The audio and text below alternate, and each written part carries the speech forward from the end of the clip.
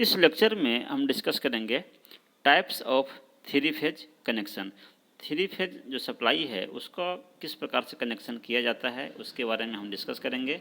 और जो three phase supply है उसका दो प्रकार से कनेक्शन किया जाता है, एक है आपका स्टार कनेक्शन और दूसरा है डेल्टा कनेक्शन। तो इस लेक्चर में हम स्टार कनेक्शन के बारे में डिस्कस करेंगे और अगले लेक्चर में हम डेल्टा कनेक्शन के बारे में डिस्कस करेंगे। तो types of three phase connection. Three phase circuits are generally interconnected in two way. जो हमारा थ्री फेज बाइंडिंग्स है, जो मैग्नेटिक फील्ड में जो हमारा तीन बाइंडिंग्स रोटेट कर रहे हैं, तो इन बाइंडिंग्स को दो प्रकार से इंटरकनेक्ट किया जाता है। एक तो है आपका स्टार कनेक्शन जिसे बाई कनेक्शन भी कहते हैं, और दूसरा है डेल्टा कनेक्शन जिसे कि मेश कनेक्शन भी कहा जाता है। तो पहले हम डिस्कस करते हैं स्टार कनेक्शन यानी कि बाई कनेक्शन के बारे में। Star connection is formed by joining the similar ends of the coil together. तो हमने देखा था कि हमारा एक कॉइल है आर डैश, दूसरा कॉइल था हमारा बाई डैश और तीसरा कॉइल था बी डैश। तो स्टार कनेक्शन बनाने के लिए जो सिमिलर एंड्स हैं उनको एक साथ जोड़ दिया जाता है, यानी कि आर बाई और बी इन तीनों फेज को के इस तीनों इंड को एक जगह जोड़ दिया जाता है और बाकी जो इंड्स हैं इसको से लोड को कनेक्ट किया जाता है। तो इस प्रकार के कनेक्शन को स्टार कनेक्शन कहा जाता है। आइदर आर बाई बी यानी कि आर बाई बी इंड को एक साथ जोड़ देंगे, या R dash Y dash B dash इन तीनों इंड को एक साथ जोड़ देंगे तो हमें स्टार कनेक्शन मिलता है। जैसे कि हमारा तीन सप्लाई है, तो एक मान लेते हैं कि ये हमारा है आर डैश, दूसरा था हमारा आर बाई डैश और तीसरा था बी डैश। तो जो तीनों कॉइल्स का जो आर बाई बी वाला जो इंड है उसको एक जगह कनेक्ट कर दिया गया है और बाकी जो इंड है उससे लोड को कनेक्ट किया जाएगा। तो इस प्रकार के सप्लाई को या इस प्रकार के कनेक्शन को स्टार कनेक्शन कहा जाता है, क्योंकि ये एक स्टार पॉइंट यहाँ पे इसमें बनता है जिसको कि न्यूट्रल पॉइंट भी कहा जाता है। एट पॉइंट एन, और जिस पॉइंट पर कनेक्ट किया गया है उसको एन से डिनोट किया जाता है। ये आपका स्टार पॉइंट है, इसको न्यूट्रल पॉइंट भी कहा जाता है या स्टार पॉइंट कहा जाता है। The other similar ends are taken out for connecting the load, यानी बाकी जो दूसरा इंड है उसको से लोड को कनेक्ट करते हैं। If the neutral is not taken out it is called three phase three wire supply. यानी कि अगर न्यूट्रल को भी अगर हम लोड को कनेक्ट करने के लिए न्यूट्रल से भी अगर हम कंडक्टर को ले जाते हैं तो उसको कहते हैं three phase four wire supply, क्योंकि उस केस में चार कंडक्टर हो जाता है, तीन तो फेज का कंडक्टर हो जाता है और एक न्यूट्रल का कनेक्टर हो जाता है। तो अगर न्यूट्रल भी अगर हम लोड कनेक्ट करने के लिए ले जाते हैं तो उसको three phase four wire supply कहते हैं, और अगर न्यूट्रल को अगर हम कनेक्ट नहीं करते हैं लोड से तो उसको three phase three wire supply कहा जाता है। तो यहाँ पे जो आपको फिगर में दिखाया गया है, तो ये आपका कॉइल्स के सिमिलर इंड्स को यहाँ पे एक जगह जोड़ दिया गया है, तो और बाकी जो दूसरा इंड है उससे आपको लोड को कनेक्ट किया गया है। तो ये आपका आर डैश वाला कॉइल है, ये आपका बाई डैश वाला कॉइल है और ये बी डैश वाला कॉइल है। तो इसके सिमिलर इंड्स को यानी आर डैश बाई डैश और बी डैश को यहाँ पे जोड़ दिया गया है और इस पॉइंट को न्यूट्रल पॉइंट या स्टार पॉइंट कहा जाता है। बाकी जो इंड्स हैं इसके दूसरे इंड्स जो हैं उसको से सप्लाई दी जाती है और उससे लोड को कनेक्ट किया जाता है। उसी प्रकार से आपका अगर अभी जो हमने फिगर दिखाया था वो three phase three wire supply थी, उसमें न्यूट्रल को हमने लोड से नहीं कनेक्ट किया था, न्यूट्रल वायर आपका सप्लाई से नहीं जा रहा था। लेकिन ये जो आपका कनेक्शन है ये है three phase four wire supply. इसमें भी आपका ये स्टार पॉइंट है और यहाँ से ये तीन सप्लाई के अलावे आपका एक न्यूट्रल भी आपका ये लोड की तरफ गया है, तो आपका चार वायर इसमें हो जाता है, इसलिए इसको three phase four wire supply कहा जाता है।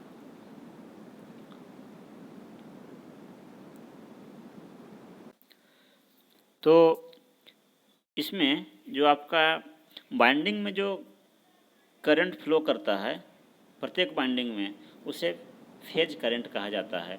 तो जैसे ये आर फेज में जो करंट फ्लो कर रहा है इस बाइंडिंग में, उसको आर फेज का फेज करंट कहेंगे। उसी प्रकार से इस बाइंडिंग में जो करंट फ्लो कर रहा है उसको बाई फेज का फेज करंट कहेंगे, और इस बाइंडिंग में जो करंट फ्लो कर रहा है वो बी फेज का फेज करंट है। जो करंट आपका इस कंडक्टर के थ्रू, टर्मिनल के थ्रू क्रॉस कर रहा है जो करंट, उस करंट को लाइन करंट कहा जाता है।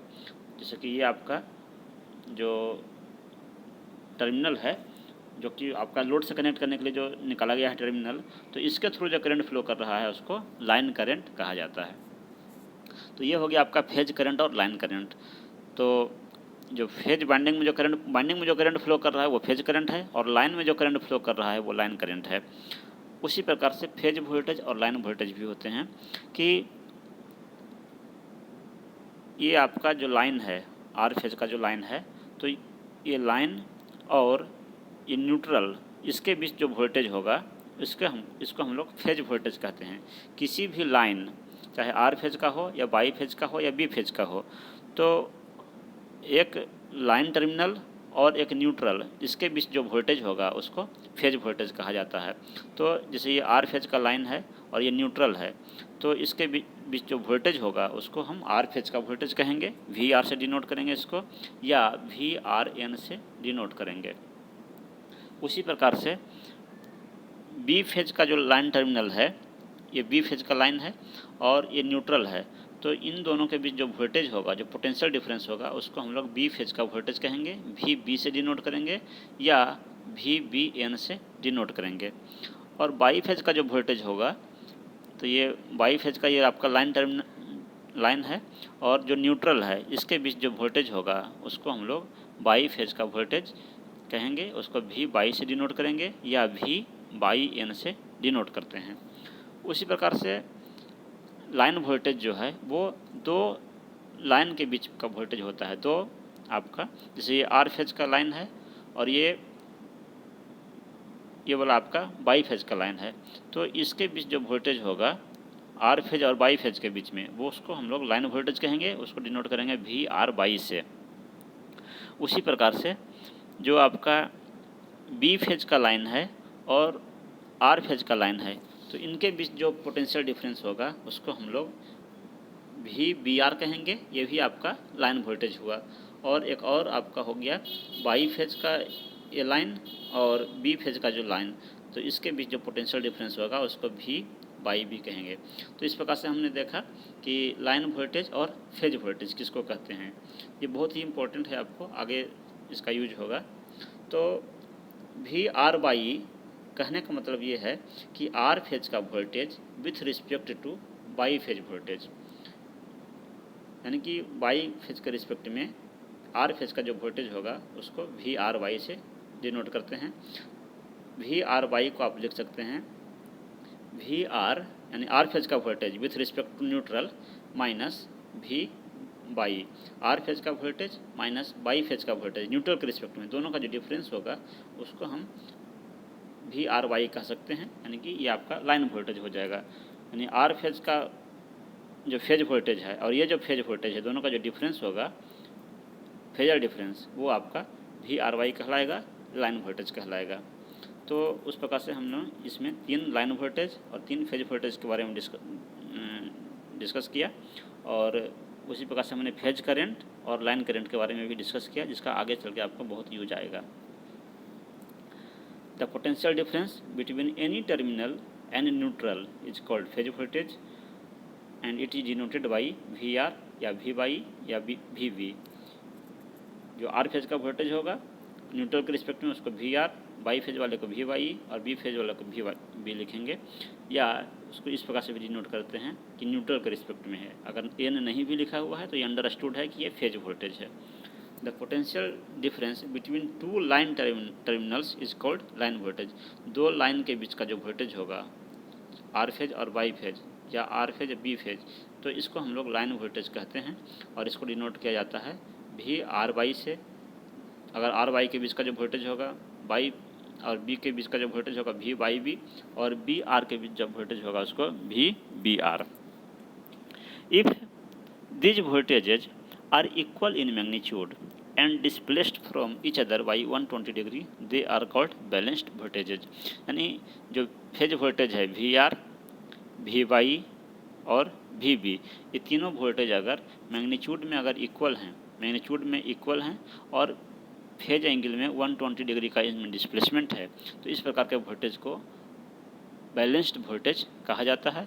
उसी प्रकार से लाइन वोल्टेज में भी अगर V R Y, V Y B और वी बी आर, इन तीनों वोल्टेज का मैग्नीट्यूड अगर इक्वल है और फेज डिस्प्लेसमेंट 120 डिग्री का है, इसको बैलेंस्ड लाइन वोल्टेज कहेंगे। If a balanced symmetrical load Z is connected across terminals, then the current in each phase will be exactly equal in magnitude but displaced 120 degree from the other। कहने का मतलब यह हुआ कि अगर balanced supply के से अगर किसी साइमेट्रिकल लोड को, बैलेंस्ड लोड को अगर कनेक्ट किया जाता है, तो उसमें जो करंट फ्लो होगा वो भी आपका बैलेंस्ड होगा, उसमें भी आपका तीनों फेज का करंट का मैग्नीट्यूड इक्वल होगा और तीनों फेज के करंट में 120 डिग्री का फेज डिस्प्लेसमेंट होगा।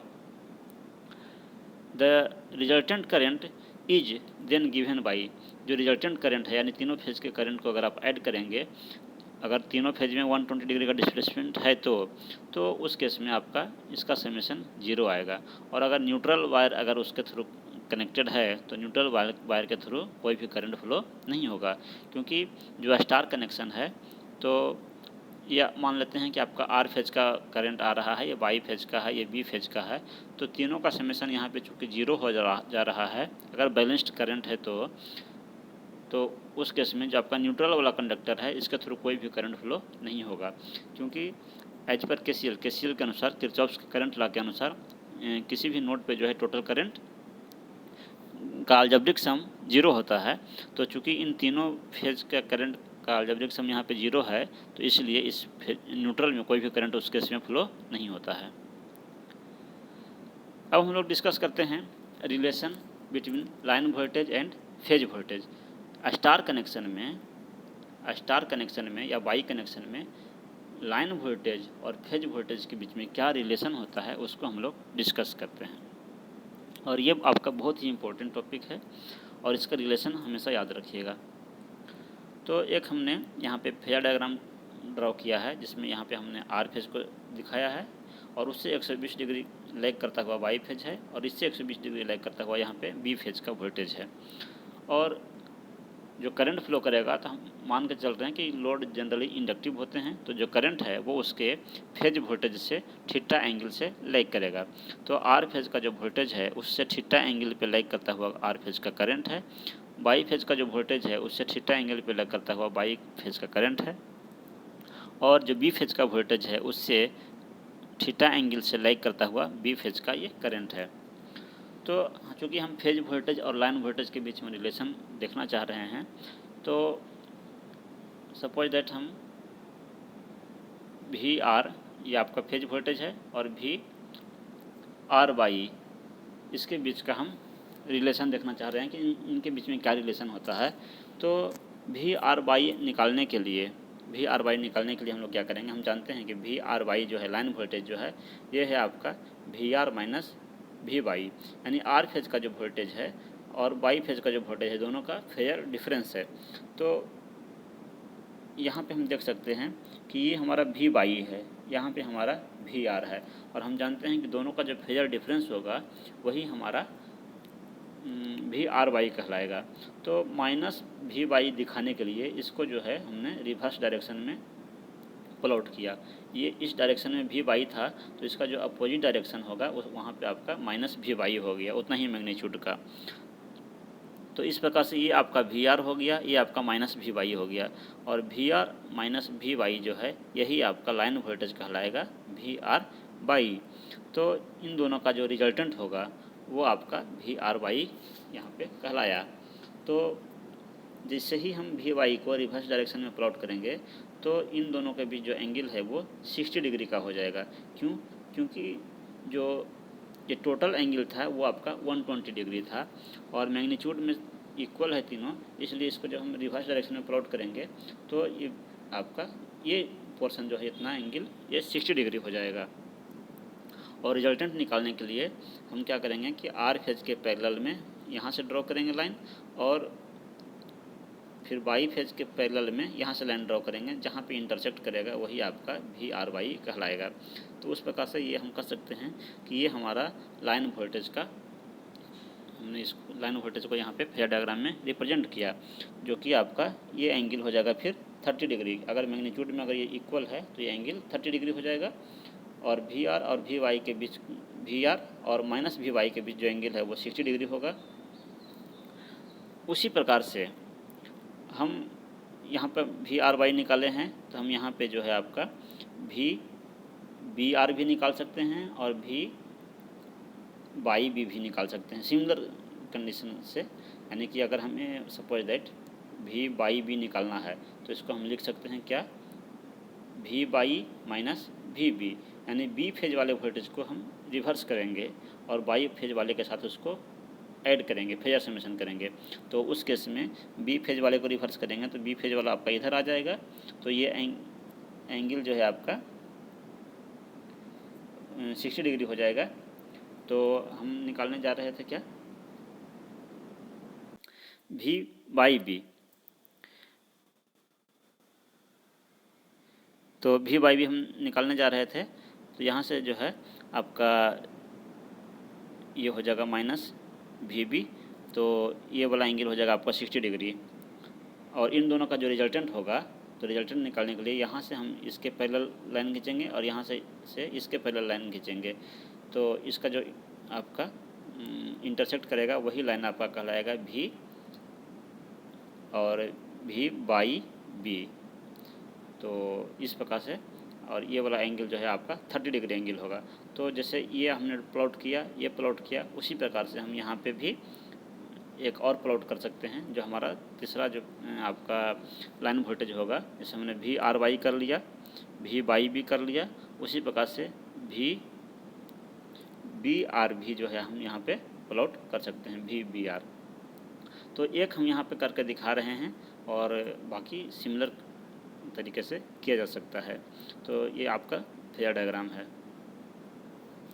The potential difference between line R and Y is, तो आर और वाई के बीच जो पोटेंशियल डिफरेंस है वी आर वाई, तो इसको लिखा जा सकता है V R minus V Y. जैसा कि हमने बताया ये आपका लाइन वोल्टेज है और ये दोनों आपका फेज वोल्टेज है। तो दोनों आर फेज का वोल्टेज और वाई फेज का वोल्टेज का जो डिफरेंस होगा वही आपका वी आर वाई कहलाएगा। तो अगर हम ये एज्यूम करें कि तीनों फेज वोल्टेज का मैग्नीट्यूड अगर इक्वल है और वो वी फेज के बराबर है, सपोज दैट हमने मान लिया कि तीनों फेज का वोल्टेज इक्वल है और वो इक्वल टू है वी फेज, तो जो आपका फेजर डायग्राम जो हमने प्लॉट किया है, एक आपका वी आर था, एक वी वाई था और ये आपका रिजल्टेंट था, इसके बीच का एंगल 60 डिग्री था। तो इसका जो रिजल्टेंट है वो निकालने का फार्मूला आप जानते हैं कि आपका दो फेजर है अगर ए और बी और दोनों के बीच एंगल अगर थीटा है तो उसका जो रिजल्टेंट होगा वो होगा a square plus b square plus 2ab cos theta. अगर एंगल थीटा है तो इन दोनों फेजर के बीच अगर एंगल थीटा है तो उसका रिजल्टेंट जो होगा वो होगा a square plus b square plus 2ab cos theta. तो उसी फार्मूला से हम यहाँ पे रिजल्टेंट निकालेंगे। तो वी आर वाई का मैग्नीट्यूड हम निकालेंगे। तो वी आर वाई का मैग्नीट्यूड जो निकालेंगे तो लिखेंगे वी आर का स्क्वायर प्लस वी वाई का स्क्वायर और प्लस 2 वी आर, वी के सफिक्स में आर है, और इंटू वी वाई, और दोनों के बीच एंगल जो है आर वाई के बीच में वो 60 डिग्री था तो कॉस 60 डिग्री। इसको जब हम सोल्व करेंगे तो चूँकि हमने एज्यूम किया है कि वी आर और वी वाई बराबर है और वो बराबर कितना है वी फेज के, तो इसके जगह पे हमने वी फेज रख दिया, इसके जगह पे भी वी फेज रख दिया और इन दोनों के जगह पे भी वी फेज रखेंगे तो हो जाएगा 2 वी फेज का स्क्वायर और कॉस 60 डिग्री का वैल्यू 1/2। तो इसको जब हम सिंप्लीफाई करेंगे तो आपको आ जाएगा √3 इंटू वी फेज। तो कहने का मतलब है कि जो लाइन वोल्टेज है वो फेज वोल्टेज का √3 टाइम्स है स्टार कनेक्शन में। अभी हम स्टार कनेक्शन डिस्कस कर रहे हैं। उसी प्रकार से वी बाई बी यानी वाई बी के बीच जो लाइन वोल्टेज है उसको भी हम अगर हम इसी प्रकार से प्लॉट करेंगे फेजर डायग्राम और उसको भी हम रिजल्टेंट निकालेंगे तो वो भी आपका आएगा √3 इंटू वी फेज।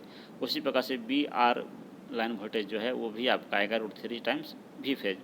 तो इस प्रकार से हमें ये निष्कर्ष निकला कि जो तीनों लाइन वोल्टेज है V R Y, V Y B और वी बी आर, ये तीनों भी आपस में बराबर है।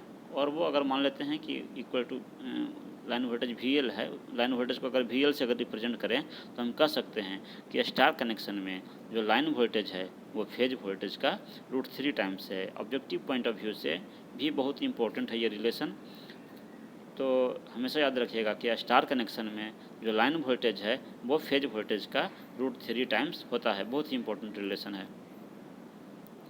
From phasor diagram it may be noted that, जो फेजर डायग्राम है वहाँ से आप ये सब पॉइंट ऑब्जर्व कर सकते हैं कि जो लाइन वोल्टेजेज है तीनों लाइन वोल्टेज वो भी 120 डिग्री का उसमें फेज डिस्प्लेसमेंट होगा। जो वी आर वाई हमने यहाँ पे प्लॉट किया तो वी वाई बी भी आपका जो आएगा वो 120 डिग्री का डिस्प्लेसमेंट पे आएगा और वी वाई बी भी जो आएगा वो भी 120 डिग्री का डिस्प्लेसमेंट इन लाइन वोल्टेज में भी होगा। Line voltage are 30 degree ahead of their respective phase voltage.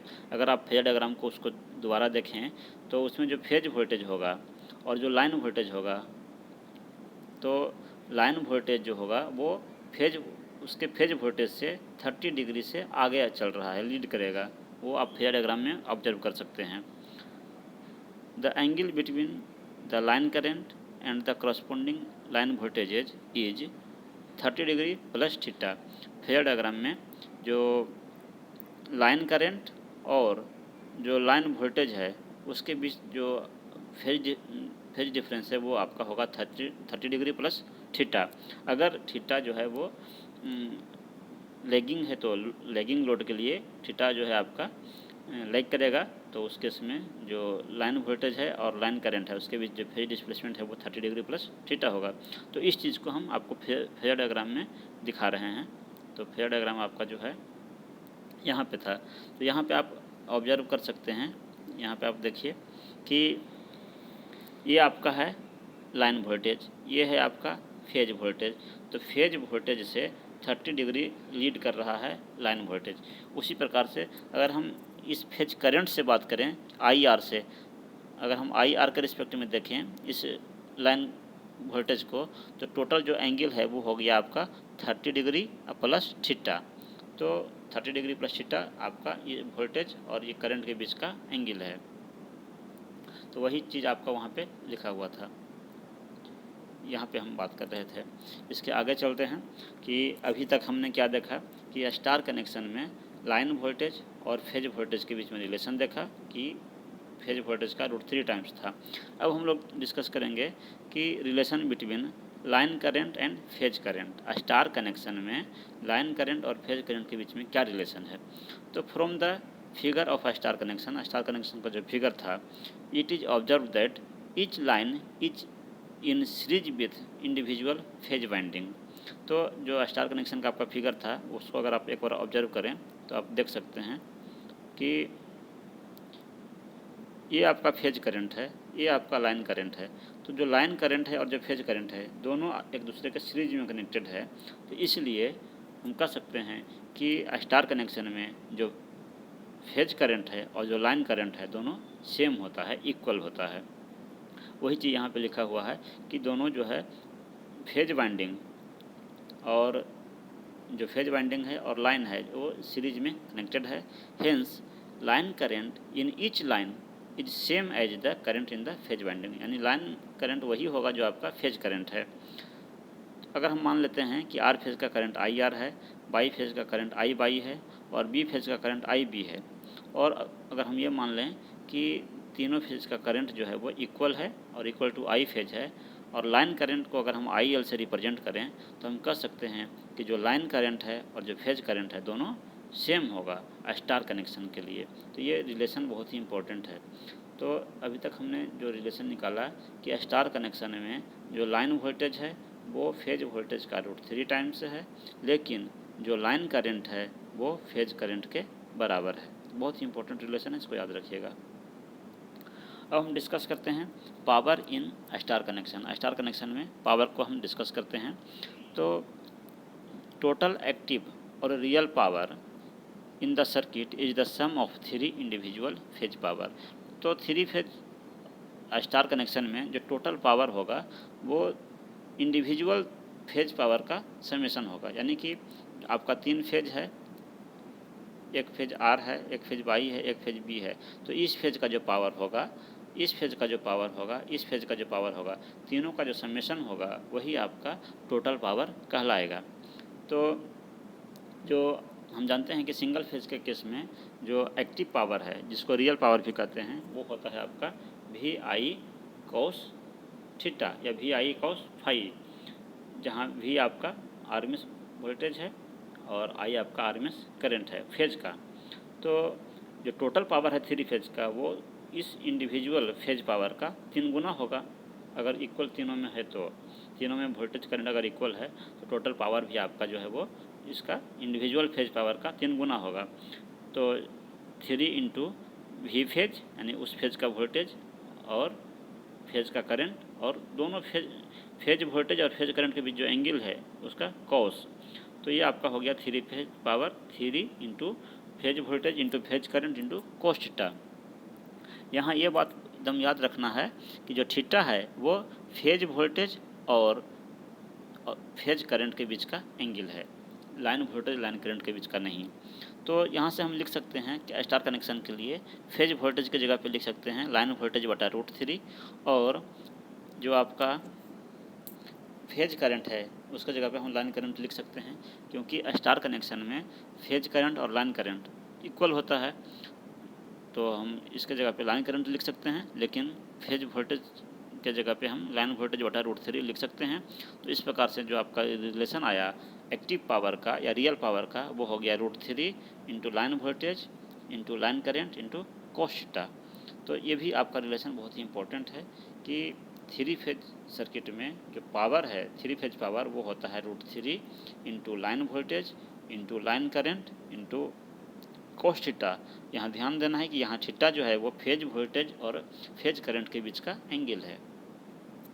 उसी प्रकार से अगर हम रिएक्टिव पावर की भी बात करें तो रिएक्टिव पावर भी उसी प्रकार से कैलकुलेट करेंगे तो आपका आएगा √3 line voltage line current into sine theta, क्योंकि सिंगल फेज के केस में होता है reactive power V I sine theta. तो 3 फेज के केस में होगा √3 वी आई साइन थीटा, जहाँ ये दोनों लाइन वोल्टेज है। अगर फेज वोल्टेज और फेज करंट लेंगे तो ये 3 टाइम्स होगा। और अपरेंट पावर जो है जिसको कि कॉम्प्लेक्स पावर भी कहते हैं वो इन दोनों का फेयर सम होता है।